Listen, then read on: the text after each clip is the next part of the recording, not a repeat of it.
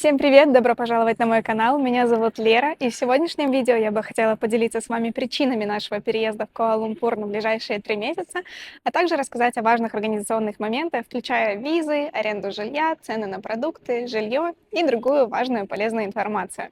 Спасибо, что кликнули именно на мое видео, а я постараюсь сделать его для вас максимально полезным и интересным. Поехали! Итак, как же мы оказались в Куала-Лумпуре и почему решили прожить здесь 3 месяца? Думаю, стоит начать с небольшой предыстории, молвиться о том, что я и мой молодой человек, мы оба работаем удаленно, поэтому у нас есть определенная свобода в передвижениях, а также в выборе места жительства. И мы уже достаточно давно планировали уехать в такое длительное путешествие на год, на два, где мы будем останавливаться в разных странах на 2-3 месяца, чтобы не просто, знаете, посетить на выходные, но чтобы именно пожить в этой стране, чтобы увидеть, чем и как живут местные жители, прочувствовать всю эту атмосферу. Вот. Ну и плюс, будем откровенными, переезжать чаще, чем раз в 2-3 месяца, это достаточно дорого и сложно, так как у нас есть работа, ее очень много, это достаточно сложно совмещать все вот эти переезды, поэтому вот для нас как-то оптимальным периодом времени для жизни в разных странах мы выбрали вот 2-3 месяца. Почему начать решили именно с Куала-Лумпура? Тут на самом деле это совокупность каких-то причин и желаний с моей стороны, со стороны моего молодого человека. Для меня было максимально важно, в принципе, это было, наверное, мое единственное условие, чтобы страна была теплой, и чтобы было либо море, либо вот бассейн, в нашем комплексе, в котором можно будет поплавать, позагорать, понаслаждаться, собственно, солнышком. Для моего молодого человека более важным было, чтобы город был современным, чтобы в идеале это был какой-то мегаполис. Поэтому мы изначально рассматривали Таиланд, а именно Бангкок. Но потом как-то мы вот увидели видео о Куала-Лумпуре на Ютубе, и нам очень приглянулся этот город. Нам он показался очень таким современным, похожим в какой-то степени на Нью-Йорк, но только теплым. В принципе, на самом деле, наши ожидания пока оправдываются. Куала-Лумпур действительно, мне кажется, в какой-то степени напоминает Нью-Йорк. Тут очень много небоскребов.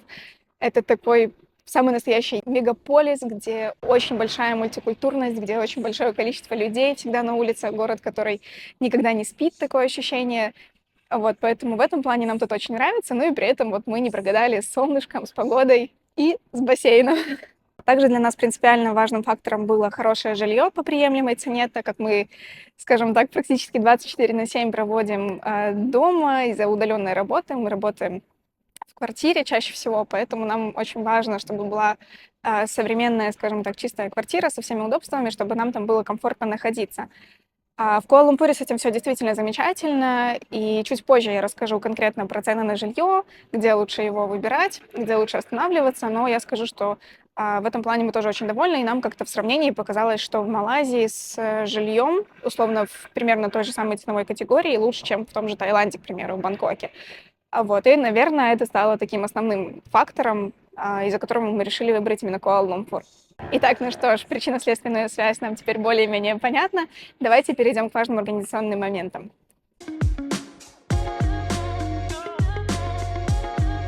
Мы сами изначально из Беларуси, я и мой молодой человек. У меня белорусский паспорт, молодой человек уже получил польский паспорт, так как мы 5 лет до этого жили в Варшаве, в Польше. Так что в этом видео я, скорее всего, буду часто еще возвращаться к Польше, к Беларуси в качестве сравнения. И также по поводу виз буду рассказывать о необходимости виз для выходцев из постсоветского пространства: Беларусь, Россия, Украина, Казахстан и так далее. Тут все достаточно просто. Белорусам, россиянам, украинцам, казахам, в общем, практически всем, скажем так, странам постсоветского пространства безвизовый въезд в Малайзию на срок до 30 дней. Если же вы, как и мы, планируете остаться в Малайзии на более продолжительный период, более месяца, для этого нужно получить туристическую визу. Так как у моего молодого человека польский паспорт, у него срок пребывания в Малайзии по безвизовому режиму 3 месяца, то есть он дольше, чем у меня. Мне же нужно было получить эту туристическую визу, я ее получала в Варшаве, в посольстве.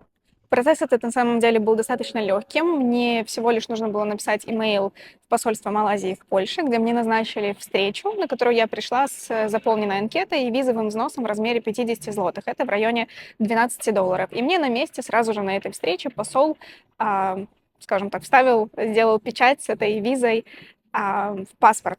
Визу мне дали на 2 месяца. но по прибытию в Малайзию вы ее можете продлить еще на 2 месяца. Мы пока этим процессом не занимались, но обязательно планируем это сделать, поэтому я вам буду рассказывать, насколько это легко, возникли ли какие-то проблемы. Вот, так что если вам это тоже интересно, в следующих видео я обязательно этой информацией поделюсь. Про перелет. Летели мы авиакомпанией Qatar Airlines, летели из Варшавы с пересадкой в Дохе. Перелет у нас был не без приключений, честно говоря, потому что мы сильно опаздывали в аэропорт, пришли на стойку регистрации буквально за 10 минут до того, как регистрация, собственно говоря, закрывалась. И оказалось, что для того, чтобы нас пустили в самолет, нам необходим обратный билет, а также нужно было заполнить декларацию. Декларация заполняется онлайн, поэтому Богдан эти 10 минут, оставшиеся до конца регистрации, заполнял декларацию на телефонах, а я покупала нам обратный авиабилет. Нас спасло в этой ситуации, что билеты можно не обязательно покупать обратно в место, из которого вы прилетели, то есть это может быть просто билет в какую-то ближайшую локацию, допустим, из Малайзии. И здесь, кстати, можно упомянуть еще один плюс Куала-Лумпура. Это то, что отсюда очень дешевые перелеты в Таиланд, Японию, Сингапур, также в Австралию. Туда можно даже доплыть. В общем, отсюда действительно достаточно бюджетно путешествовать вот в ближайшие страны. Билеты начинаются от $20, поэтому прямо на стойке регистрации я купила билеты в Индонезию за $24. И слава богу, мы все-таки успели, нас пропустили, но понервничали мы знатно. Так что обязательно проверяйте, чтобы у вас были обратные билеты. Без них вас попросту не пустят ни на самолет, ни при въезде в Малайзию. Вы точно так же не пройдете паспортный контроль. Вас обязательно спросят обратные билеты. Так что учитывайте это и не допускайте наших ошибок. Хоть мы летели и с пересадкой, но одной авиакомпании, это было очень удобно, потому что в аэропорту в Дохе нам не приходилось забирать багаж и снова его регистрировать на следующий рейс. За нас это автоматически делала авиакомпания. Поэтому, если у вас будет вариант перелета, вот даже с пересадкой на одной авиакомпании, всегда выбирайте этот вариант. Это всегда очень удобно, и вы снимаете с себя вот эту ответственность за перенос багажа. В случае, если рейс задерживается или что-то идет не по плану, авиакомпания будет нести за это ответственность. Еще бы в разделе про перелет мне бы хотелось отдельно отметить компанию Qatar Airlines, с которой мы летели, и сказать, что я, честно говоря, была в восторге от их самолетов, от их сервиса. Мы никогда ранее не летали ни Qatar Airlines, ни Emirates, которые являются такими самыми лучшими авиакомпаниями в мире на данный момент. И они действительно оправдывают это звание лучших авиакомпаний, начиная от удобства самолета, от его оснащения и заканчивая сервисом, заканчивая вкуснейшей едой, которой нас кормили. Для меня, в принципе, честно говоря, если на борту меня покормили, значит, перелет удался. А на этом борту меня кормили просто, мне кажется, от начала и до конца рейса. То какими-то десертами, то просто напитками. Также во время перелета вам предлагают спиртные напитки, даже коктейли различные с дорогим алкоголем. Мы не пьем, поэтому нам это было не актуально, но я думаю, что многим это очень понравится. И тут еще момент, который меня очень сильно порадовал и впечатлил. Дело в том, что мой молодой человек в данный момент сидит на диете, и когда мы регистрировались на рейс, у нас была возможность выбрать какой-то особенный тип питания, если, допустим, вы вегетарианец, если вы сидите на диете, если вы не употребляете лактозу.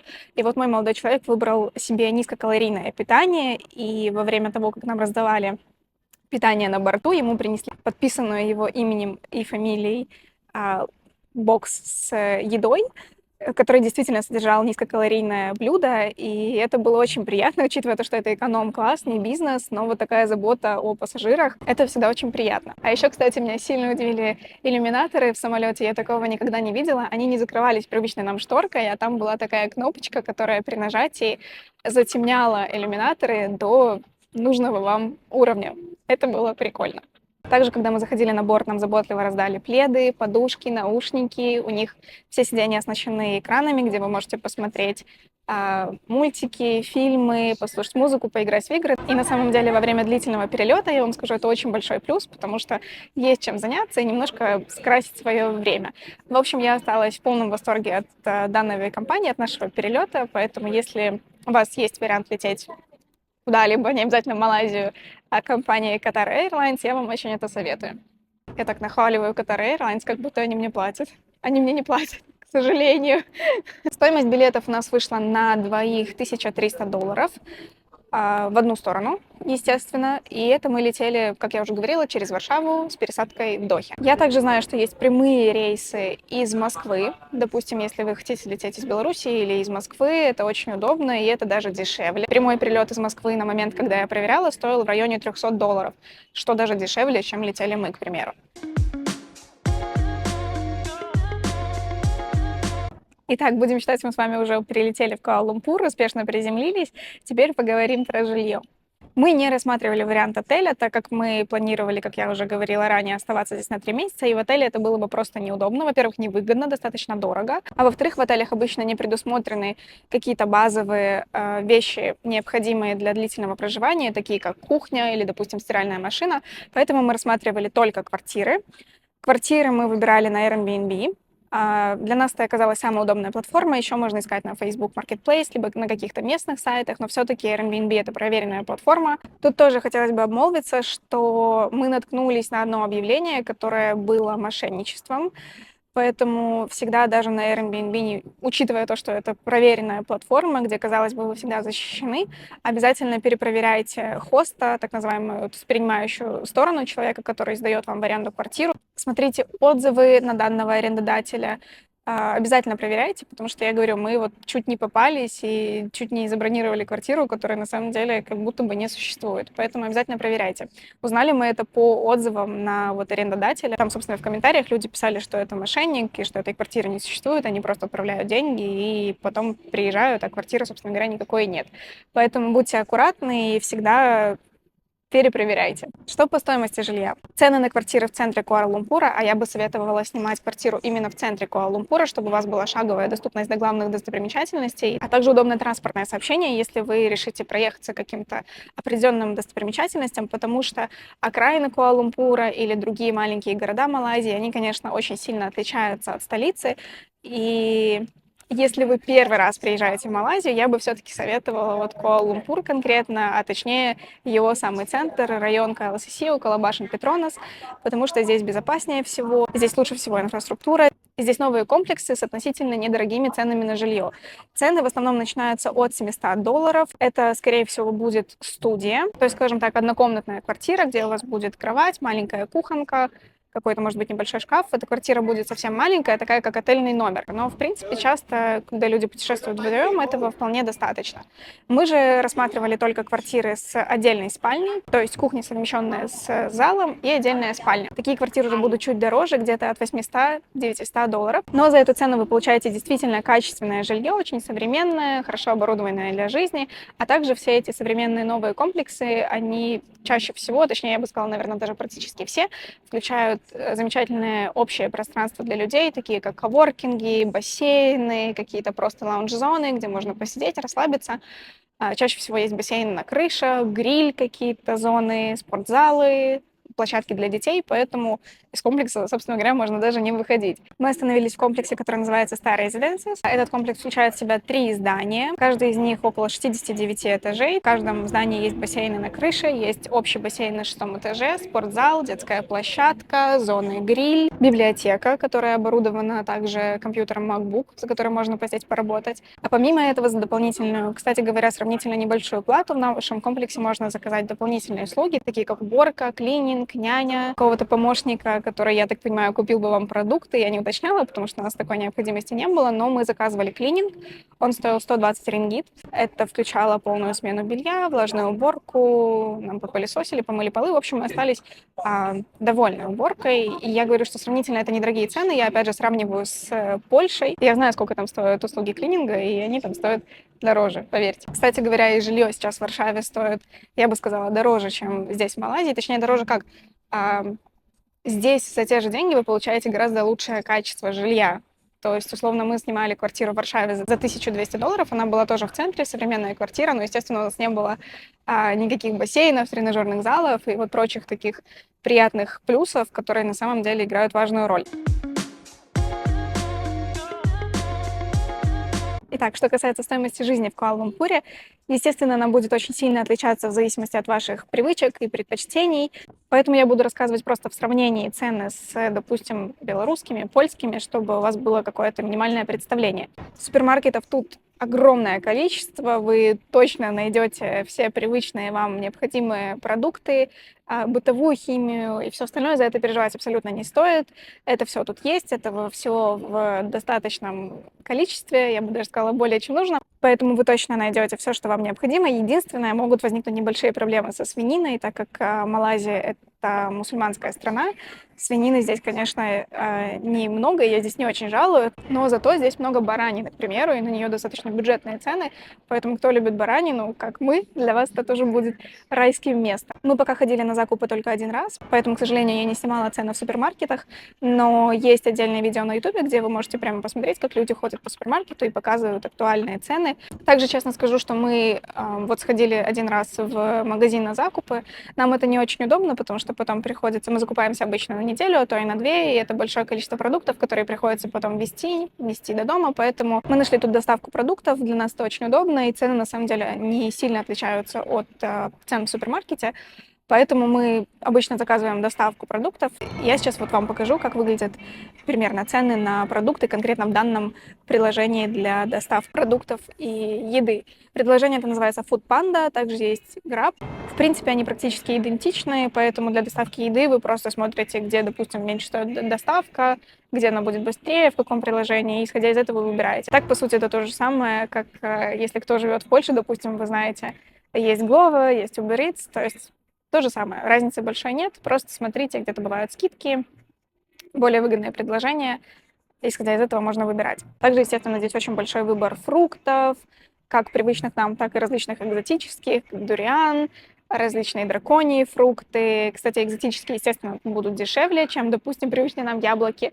Но в целом все равно цена на привычные нам продукты небольшая, это не какая-то роскошь, поэтому проблем с этим, я думаю, у вас здесь не возникнет. Поэтому, что касается цен, они примерно на том же уровне, как, скажем, в Польше. Что-то чуть дешевле, что-то чуть дороже, но общая продуктовая корзина у нас выходит примерно на ту же сумму, там, может, с разницей в 10-20 долларов, как у нас было в Польше. Ну, а Польша, соответственно, насколько я знаю, на данный момент чуть дешевле, чем, допустим, Беларусь или Россия. Поэтому вот ориентируйтесь как-то так в ценовом диапазоне.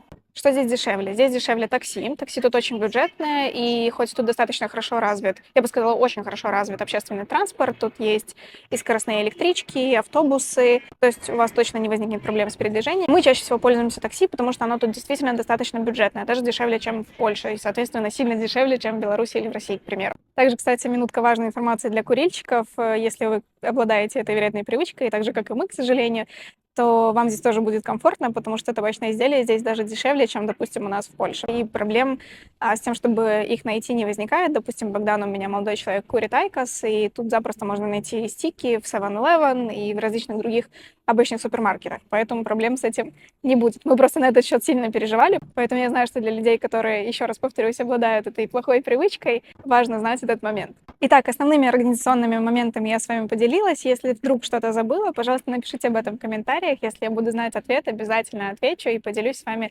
дополнительной информацией.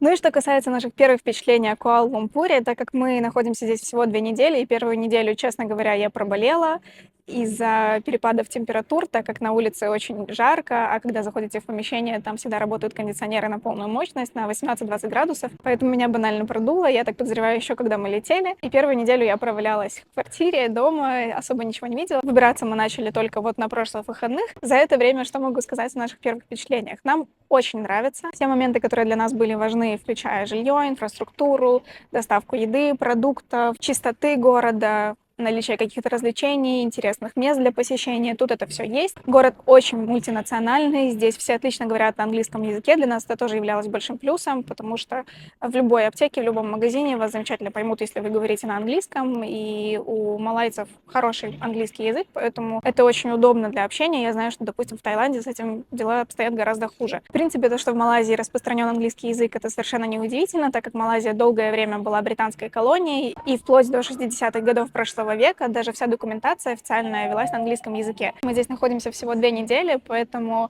вполне возможно, что мое мнение будет меняться, чем дольше мы здесь будем находиться и жить. Но на данный момент мне очень нравится этот город. Я, честно говоря, в полном восторге. Здесь действительно за скажем так, сравнительно небольшие деньги, сравнительно — это важное слово, вы получаете такую доступную роскошь, то есть ощущение, будто вы живете в Нью-Йорке, в теплом Нью-Йорке с видом на небоскребы, с бассейнами, с солнышком, с замечательной инфраструктурой, в чистом городе, в мультинациональном городе, который такое ощущение никогда не спит. Здесь вы в любое время дня и ночи можете найти себе развлечения, заказать продукты, заказать еду, которая, кстати, огромное разнообразие, она вкусная. Куала-Лумпур очень красивый город, современный город. При этом, как я уже говорила, достаточно чисто, это очень радует. Тут огромное количество парков, интересных для посещения мест. Мы уже, кстати, посетили местный зоопарк, океанариум и также красивейший парк КЛСС.